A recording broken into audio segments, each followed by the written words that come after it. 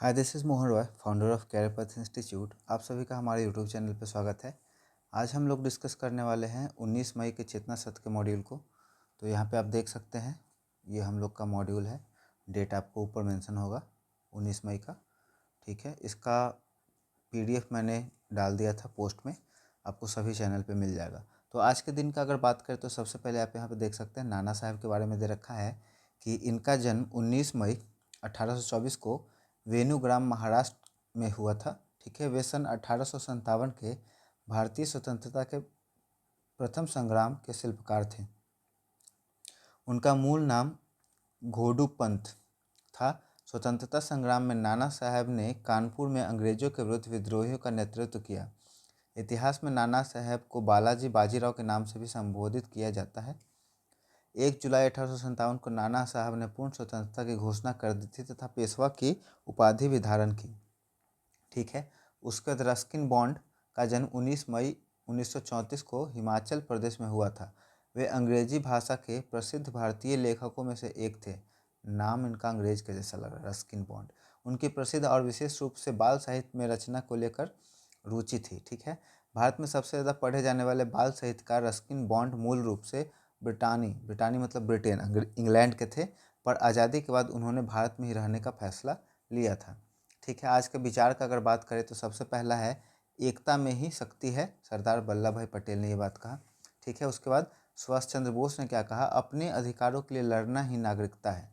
ठीक है, समान ज्ञान का बात करें तो जूनियर सेक्शन के लिए है, संसार की सबसे ऊंची चोटी माउंट एवरेस्ट किस देश में है, नेपाल में। और बात करें इसका ऊंचाई तो इसका ऊंचाई हो जाता है 8848 मीटर। कहाँ से? समुद्र के लेवल से, जो समुद्र का सतह होता है सबसे ऊपरी, उससे इसका ऊंचाई कितना है 8848, मतलब 8 किलोमीटर 848 मीटर। ठीक है, आगे देखते हैं, हमारे मुंह के में चबाने वाले दांतों को क्या कहा जाता है, चवर्णक या फिर मोलर। अमीबा में प्रजनन की किस विधि से होता है, तो द्विखंडन होता है, बाइनरी फ्यूजन होता है। ऑस्ट्रिया की राजधानी का नाम क्या है, वियना। ठीक है, 27 का घनमूल क्या होगा, 27 का घनमूल 3, 3 गुने 3। ठीक है, आगे बढ़ते हैं हम लोग। यहाँ पे रीजनिंग का क्वेश्चन है, ए अगर 1 है, सी अगर 3 है, ई अगर 5 है तो जी कितना होगा। ठीक है, तो जी 7 हो जाएगा, एच 8 होता है ना, तो जी के बाद एच आता है। उसके बाद पंखा हवा देता है तो अलाव क्या देगा, गर्मी देगा। ठीक है, विषम पहचान है, अमरूद, फल, आम, केला, अंगूर, तो इसमें फल विषम हो जाएगा ना। बाकी सब फल है लेकिन फल का नाम है, जैसे अमरूद नाम है, आम नाम है, केला नाम है, अंगूर नाम है, लेकिन फल यहाँ पे किसी भी फल का नाम नहीं होगा, तो यहाँ पे हम लोग का फल विषम हो जाएगा। उसके बाद यदि ए बी से लंबा है और बी सी से लंबा है तो सबसे छोटा कौन है। ठीक है, ऑप्शन देखिए, कह रहा है यदि ए बी से लंबा है तो बी नीचे आ जाएगा, ऊपर ए आ जाएगा, और बी सी से लंबा है तो बी जो है सी से लंबा है, तो सबसे छोटा सी हो गया। ठीक है, उसके बाद यहाँ पे कुछ वर्ड है इंग्लिश और हिंदी के, इसे हम लोग देखेंगे। सबसे पहले बिग, बिग का सिनोनिम्स हो जाएगा हम लोग का लार्ज। स्मॉल का मतलब टाइनी हो जाएगा। पुअर, नीडी, ज़रूरतमंद। Begin, start. And, finish. ठीक है, उसी तरह से अनेक शब्दों के लिए एक शब्द, जो कभी न मरे, अमर। जिसका कभी अंत न हो, अनंत। उपकार मानने वाला, कृतज्ञ। उपकार न मानने वाला, कृतधन। जिसका कोई शत्रु न हो, अजात शत्रु। ठीक है, उसका यहाँ पे एक प्रेरक प्रसंग है। ठीक है, तो नाना साहब का यहाँ पे जन्मदिन है तो उन्हीं के बारे में होगा, देखते हैं। नाना साहब केवल एक योद्धा नहीं बल्कि एक अद्भुत रणनीतिकार भी थे। उन्होंने भांप लिया था कि अंग्रेज को देश के बाहर निकालने के लिए पूरे भारत को एकजुट होना होगा। उन्होंने अपने चतुर सलाहकार अजीमुल्ला खां और वीर सेनापति तात्या टोपे के साथ मिलकर पूरे देश में गुपचुप तरीके से क्रांति का जाल बिछाया। क्रांति के संदेश को फैलाने के लिए उन्होंने कमल का फूल और रोटी को प्रतीक रूप बनाया। लाल कमल के फूल को एक सैन्य छावनी से दूसरे छावनी में भेजा जाता था और रोटियां गांव-गांव बांटी जाती थी। यह इतिहास का सबसे बड़ा गुप्त संचार नेटवर्क था, जिसने ब्रिटिश खुफिया तंत्र को पूरी तरह से फेल कर दिया था। मई 1857 में जब क्रांति की चिंगारी भड़की तो नाना साहब ने कानपुर की कमान संभाली। उन्होंने अपनी विशाल सेना के साथ कानपुर में अंग्रेज के किलों को घेर लिया। अपनी बहादुरी और युद्ध कौशल के बल पर उन्होंने ब्रिटिश जनरल व्हीलर को आत्मसमर्पण करने के लिए मजबूर कर दिया और कानपुर को अंग्रेजों के चंगुल से आज़ाद कराकर दोबारा मराठा ध्वज फहराया। उन्हें एक बार फिर से पेशवा घोषित किया गया। हालांकि बाद में अंग्रेजों ने आधुनिक हथियारों के साथ दोबारा हमला किया। युद्ध भीषण था।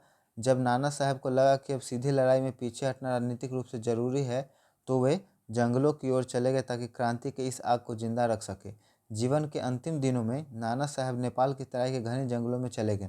अंग्रेजों ने उन पर लाखों रुपए का इनाम रखा, उन्हें ढूंढने के लिए जमीन आसमान एक कर दिया, लेकिन वे कभी अंग्रेजों के हाथ नहीं आए।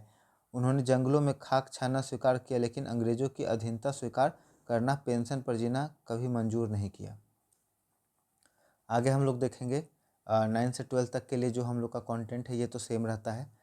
आज के विचार से देखेंगे, सच्चा शिक्षक वह है जो खुद के बारे में सोचने पर मजबूर कर दे। ठीक है, सच्चा शिक्षक वो है जो किसी भी बच्चे को खुद के बारे में, मतलब अपने बारे में लोग सोचना शुरू करे, है ना, कैसे डेवलपमेंट किया जा सकता है। ये किन का बात है? सर्वपल्ली राधाकृष्णन। आपको पता होगा इन्हीं के जन्मदिन पर टीचर्स डे मनाया जाता है, क्योंकि ये शिक्षक थे और शिक्षक के साथ साथ ही हम लोग के राष्ट्रपति भी थे, है ना। उसका करेंट अफेयर में देखेंगे, इजराइल की प्रसिद्ध वायु रक्षा प्रणाली का नाम क्या है? आयरन डोम। ईरान के समर्थन में लेबनान ने किस सशस्त्र समूह ने इजराइल पर भारी हमले किए? हिजबुल्लाह। ठीक है, भारत के विशाल लिथियम भंडार कहाँ मिला है? रियासी, जम्मू और कश्मीर में। एशिया के सबसे स्वच्छ उमंग गोट नदी कहाँ स्थित है? मेघालय में। ठीक है, एशिया का सबसे स्वच्छ नदी। वाओ, सुनने में कितना अच्छा लग रहा है। उसके बाद है, डोवर जल संधि किन दो देशों को अलग करती है? इंग्लैंड और फ्रांस को। ठीक है, उसका बाद मलक्का संधि किन दो बड़े जल निकायों को जोड़ती है? अंडमान सागर और दक्षिण चीन सागर। उसके बाद है बाब अल मंदेब जल संधि किन दो सागरों को जोड़ती है? लाल सागर और अदन की खाड़ी। प्रेयरी प्रदेश मुख्य रूप से किस व्यापारिक फसल के लिए प्रसिद्ध है? गेहूं के लिए। उसका विश्व में मक्का का सर्वाधिक उत्पादन किस देश के द्वारा होता है? संयुक्त राज्य अमेरिका में।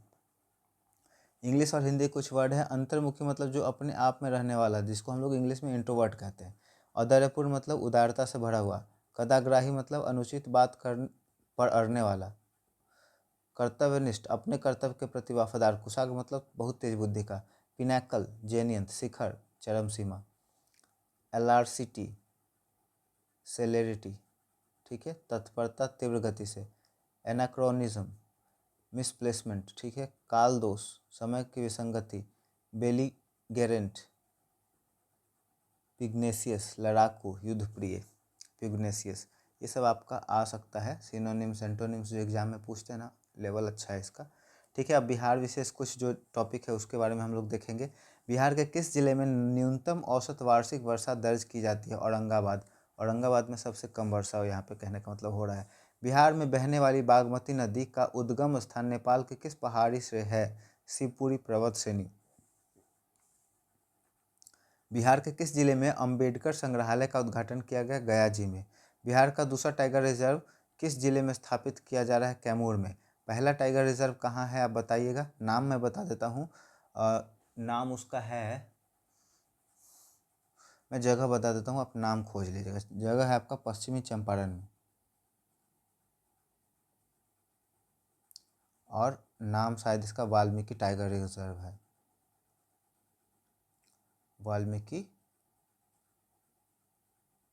टाइगर रिजर्व इसका नाम है। ठीक है, थोड़ा सा कन्फ्यूज़न था, क्लियर हो गया। उसके बाद यहाँ पे रीजनिंग के क्वेश्चन है। 5 लड़के ABCD एक पंक्ति में खड़े हैं। ठीक है, DC के बाएं और BC के, मतलब इसको हम लोग अभी सॉल्व कर लेते हैं। ठीक है, 5 लड़के हैं, 1 2 3 4 5, इस तरह से हम लोग कर लेंगे। पंक्ति में खड़े हैं, DC के बाएं ओर है, तो बाएं ओर है, और B के दाएं है। D जो है C के बाएं है और B के दाएं है। A और C के दाएं है और B और E के दाएं है। छोरों पे कौन खड़ा हुआ है? ठीक है, तो इसको थोड़ा सा ध्यान से देखना पड़ेगा। कह रहा है D C के बाएं है, तो बाएं में अगर मान लीजिए कि यहाँ पे हम लोग D डाल दें, यहाँ D डाल दें, तो यहाँ C हो जाएगा, है ना, इसके बाएं हो गया। उसके बाद और B के दाएं हैं, B के दाएं हैं, तो यहाँ पे B डाल सकते हैं। ठीक है, A और C, A C के दाएं हैं, A C के एग्जैक्ट दाएं हैं ना, तो यहाँ पे हम लोग A अगर डाल देते हैं, और B E के बाएं हैं, B E के बाएं हैं, B E के बाएं हैं। यहाँ पे हम लोग का अरेंजमेंट नहीं हो रहा है, थोड़ा सा इसको फिर से अरेंज करते हैं। A हो गया, यहाँ पे C हो गया, डी हो गया, बी हो गया और ई हो गया। ठीक है, अब यहाँ पे देखते हैं, कह रहा है कि डी सी के बाएं है, तो जो डी है ये सी है, इसके बाएं हो गया। ठीक है, उसके बाद बी के दाएं है, बी के दाएं हो गया। ठीक है, ए जो है सी के दाएं है, ए जो है सी के दाएं है। ठीक है, यहाँ सी हो गया, इसके दाएं ए हो गया। और बी ई के बाएं है, बी जो है ई के बाएं है, बी जो है ई के बाएं है, बी ई के दाएं आ गया ना, बी जो है ई के बाएं है।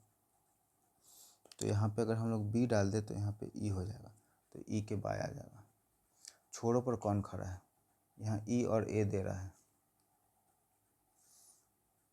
ई और ए दे रहा है। एक और फिर से हम लोग क्वेश्चन देखेंगे।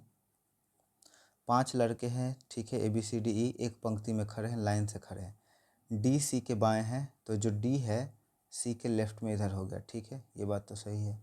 और बी के दाएं हैं, बी के दाएं हैं, तो बी को यहाँ आना पड़ेगा ना, बी के दाएं हैं। ठीक है, बी सी डी एक साथ है, मतलब कहने का है। ठीक है, उसके बाद ए सी के दाएं हैं, ए सी के दाएं हैं, और बी ई के बाएं के जगह पे यहाँ पे मेरे ख्याल से दाएं होना चाहिए था। यहाँ दाएं होता ना तो फिर यहाँ पे ई रख के काम चल जाता, क्योंकि बी डी और सी तो एक साथ है। ठीक है, बी डी सी एक साथ। एक क्वेश्चन बचता है जिसे आप कर लेंगे। ठीक है, तो मुझे उम्मीद है ये वीडियो आपके लिए काफ़ी हेल्पफुल रहा होगा। वीडियो पसंद आया हो तो वीडियो को लाइक कर दें, दोस्तों और परिवार के सदस्यों के बीच में ज़रूर शेयर कर दें। और यदि आप हमारे चैनल को सपोर्ट करना चाहते हैं तो चैनल को सब्सक्राइब कर दें। Thank you so much.